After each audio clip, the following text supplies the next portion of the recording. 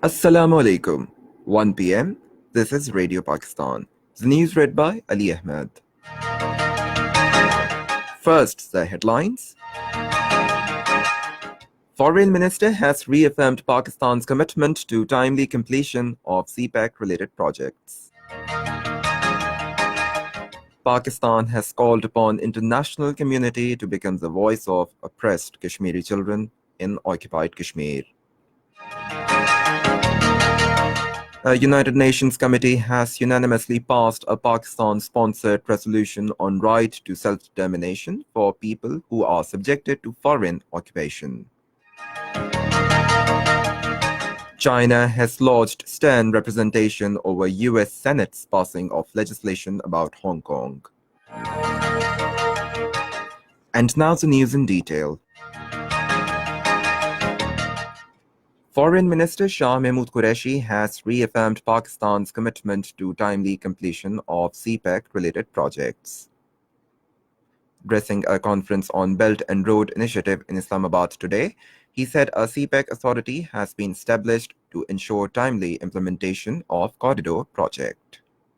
Since its launch in 2013, the Belt and Road Initiative has emerged as the single most effective instrument of globalism and international development cooperation. The true potential of the BRI lies in having created an awareness that the world would be better off if we enable each other to attain economic growth and development. Foreign Minister said, "We have now entered the second phase of CPEC, which focuses on socio-economic development and industrialization." Shah Mahmood Qureshi said 9 industrial zones are being established to facilitate the foreign investors. He said China has emerged as the single most effective instrument of globalization and international development cooperation. Pakistan has called upon international community to become the voice of the oppressed Kashmiri children in Indian-occupied Kashmir. In a statement on the occasion of Universal Children's Day, the Foreign Office spokesperson urged India to immediately stop its illegal and inhuman policies and practices that are in contravention of its own obligations under the UN Convention on the Rights of the Child. The spokesperson said, "On this day, we must not forget the plight of the children of occupied Kashmir, bearing the brunt of Indian brutalities." A key committee of UN General Assembly has unanimously passed a Pakistan-sponsored resolution reaffirming right to self-determination for people who are subjected to colonial, foreign, and alien occupation. Co-sponsored by 81 countries, the resolution serves to focus world's attention on the struggle by people for their inalienable right to self-determination, including those in Kashmir and Palestine. Presenting the draft, Pakistan's permanent representative to the United Nations, Munir Akram, highlighted the importance of right to self-determination that enjoys primacy in international law.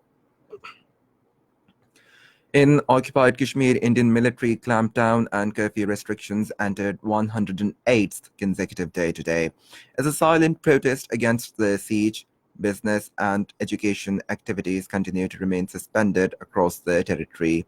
Internet as well as mobile services remain snapped. However, calls on landline have been partially restored.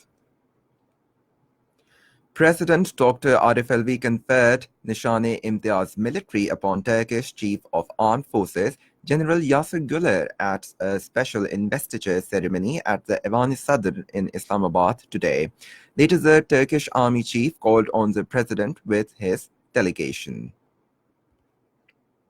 Special Assistant on National Health Services Dr. Zafar Mirza says government has prepared a coordinated and comprehensive plan to make Pakistan polio-free. He was talking to co-chair of Bill and Melinda Gates Foundation, Bill Gates in Abu Dhabi. Special Assistant said world institutions will provide $2.6 billion, including $1.08 billion by Bill Gates Foundation for polio eradication in the country. He said the government will allocate $150 million for the anti-polio program. Naval Chief Zafar Mahmood Abbasi held talks with his British counterpart and other naval officials during his visit to Britain and discussed matters pertaining to expanding cooperation between two naval forces. The naval chief was conferred with Royal Naval College Medal. China summoned U.S. embassy official in Beijing today and lodged stern representation over U.S. Senate's unanimous passing of legislation regarding Hong Kong. China's Vice Foreign Minister Ma Zhaozu summoned U.S. Embassy's Minister Counselor for Political Affairs William Klein and demanded that U.S. should stop meddling with Hong Kong as it is China's internal affair. In Afghanistan, Taliban shot down a U.S. helicopter in Logar province, killing 2 U.S. servicemen. In a statement, U.S. military said the cause of crash is under investigation. And that is the end of the news. For more news and analysis, log on to our website, radio.gov.pk, and also watch live video streaming of our bulletins on the link facebook.com/Radio Pakistan News Official.